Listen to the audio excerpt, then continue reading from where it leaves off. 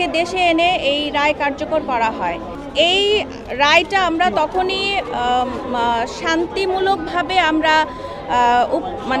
উপভোগ করব যখন এই খুনি হাসিনাকে এবং আসাদুজ্জামান কামালকে দেশের মাটিতে এনে তাদের সাজা কার্যকর করার জন্য।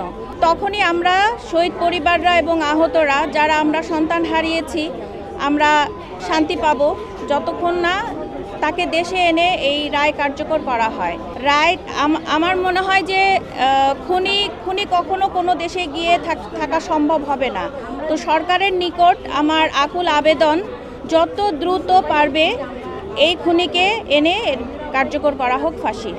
হ্যাঁ, অবশ্যই যে মেইন দুজন তারাই মৃত্যুদণ্ডে দণ্ডিত হয়েছে।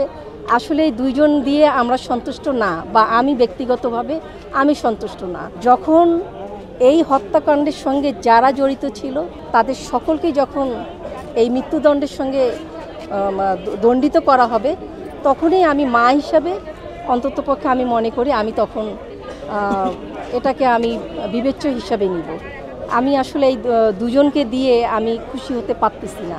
আর আইজিপি মামুন যিনি আছেন তাকে মাত্র 5 বছর কারাদণ্ড দেওয়া হলো। আসলে তার যাবজ্জীবন কারাদণ্ড হওয়া উচিত ছিল।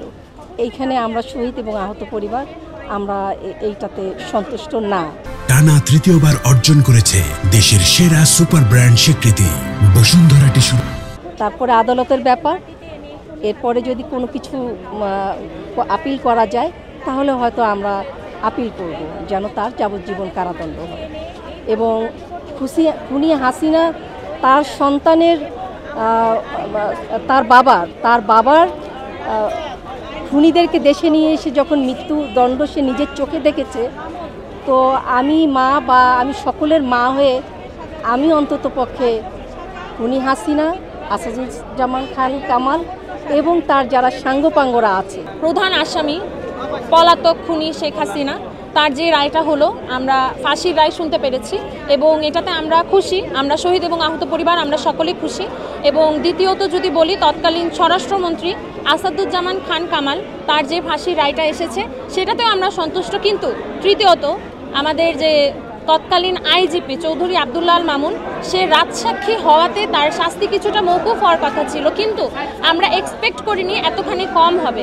আমরা শুনেছি তার 5 বছরের শাস্তি শোনানো হয়েছে, কিন্তু এটাতে আমরা সন্তুষ্ট না এবং আমরা শহীদ এবং আহত পরিবার মিলে আমরা অ্যাপিল করব। কারণ এই 5 বছরের শাস্তি সে যা যা করেছে এবং যা কিছুতে সে নিজে ছিল তার আন্ডারে হয়েছে, সে পর্যবেক্ষণ করেছে, নিজে অর্ডার করেছে, নিজের হাতে করেছে, সব কিছু মিলিয়ে এই 5 বছর কিচ্ছু না তার সে যা ক্রাইমগুলো করছে।